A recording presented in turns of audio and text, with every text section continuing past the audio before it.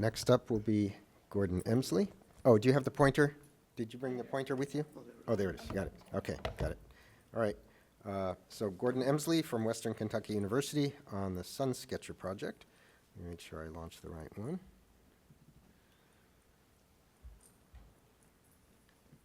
Okay. Okay, hi. I'm Gordon Emslie. That is a SunSketcher logo. This is from the New York Times of December 8th last year. And an article called Things to Shake, Gently Rattle the World in 2024. It pointed out that like 60% of the world's population will be voting this year and so on and so on. But then it said, wherever the heck you are, go download the SunSketcher thing and take pictures. Wow. I said, what is this SunSketcher thing? It's there. I have it on my phone. And you talk citizen science, this really is citizen science. We could not have done this project without citizen scientists. Hard to say it's free. You have to have $1,000 to buy a phone with, but hey, you've already done that. And all you have to use is the phone you already bought. It's an automatic app. You download the app. You set the phone up. It knows where the phone is from GPS. It uses the Eclipse ephemeris to figure out when second and third contacts, just the beginning and end of totality, will occur. It takes a sequence of images, 50 at each of these contact times, plus one in the middle. I'll talk about that in a second. And times the what we call Bailey beads, these little flashes of light, just as the sun shines through the valleys of the moon. When I first talked to Rick about it, they said, you can't take decent pictures of an eclipse with a cell phone. No, the pictures are terrible. You'll see one.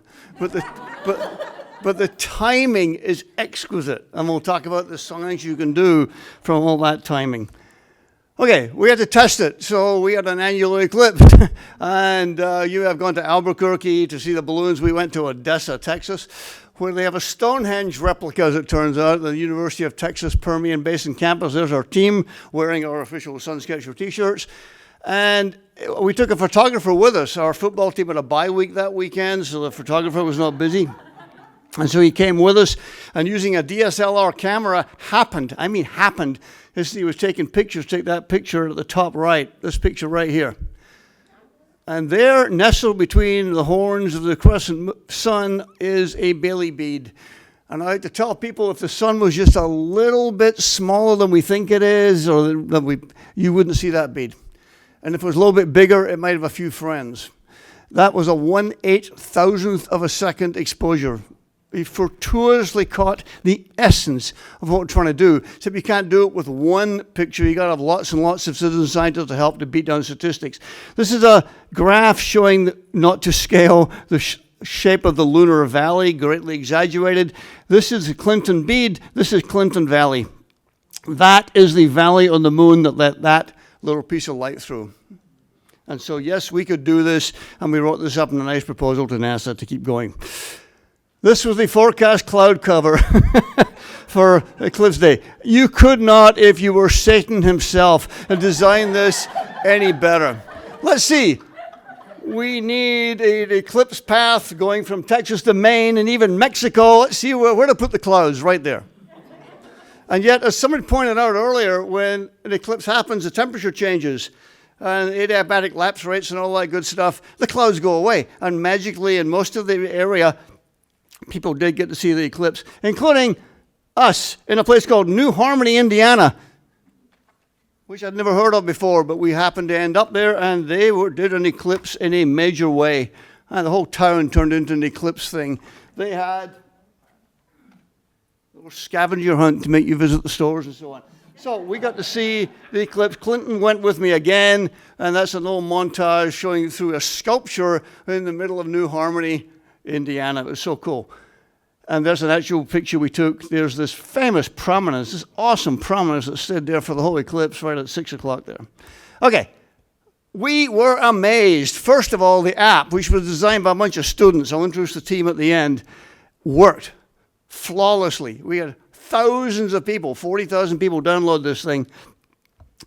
And they all get to see stuff. There are actual observations all the way along the eclipse path. We have a little gap here where the eclipse goes over Lake Erie, so they didn't go out in their boats. One person even went out the ocean and off the coast of Mexico and then went back to the United States to download the data, because you couldn't download the data unless you were in the United States.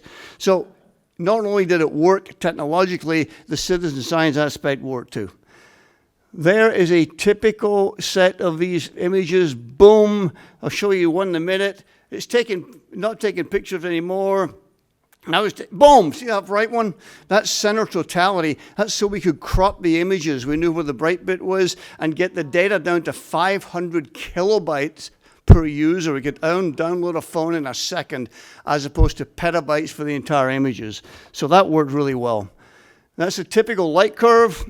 For an event. This is the very first one we downloaded from an observer somewhere in Ohio. We don't know who this person was. We intentionally did not collect personally identifiable information, but there's entering totality.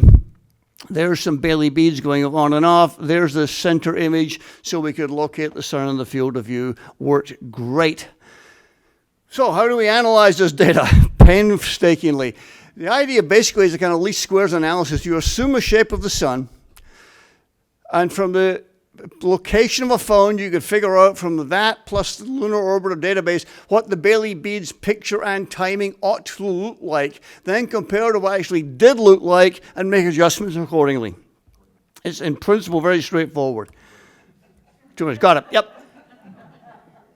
We did a preliminary, we have a cluster of data points right there. Turns out it's the center of the Indianapolis Motor Speedway, where Purdue put on an event. So we got some data from these guys. There's one set of data from one phone. You see a little bright bit, there's the last dot, there's the center image, and there's another dot. And this is what we expect. As the moon's, there's a valley in the moon. As it rises up, less and less sunlight gets through. You expect an upside-down parabola. Look at what we got. It's amazing. And we intentionally put what's called a jitter on the phone. We said, if you get two phones close together, don't take pictures at exactly the same time. We put a plus or minus quarter of a second. And sure enough, we got spaced out images. And so we know the timing of this Bailey bead very, very precise. This is just one bead. We're going to have a lot more. Things to do. We've got to automate this. Hugh Hudson and I spent the last 4 days doing this manually. And then combine all the data, make adjustments to the solar profile, and sketch the sun. The net outcome of this should be the oblateness of the sun is E plus or minus delta E, where delta E is 10 times better than we've ever known before. And yeah, we're going to Spain and Iceland and Greenland. We're going to do this again, and Yemen and Saudi Arabia and all these other war zones. We're going to make this work. This is our team. I want to try, and I've got a quote up there, and this is a quote from Elizabeth McDonald. Multidisciplinary secret sauce, she called it. We had to not only get an app that would technologically work, do the sort of physics right, but to be user appealing so people would use it and make it straightforward. It worked. And these are the heroes of this. Those guys were great. Thank you very much.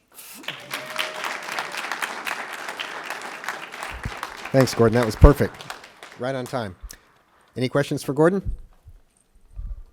All right. Well, normally I would ask one, but I want us to try to get a little bit closer to being on time. So thank you. You told me I was right with my prediction that your images would suck, but at least you got great data.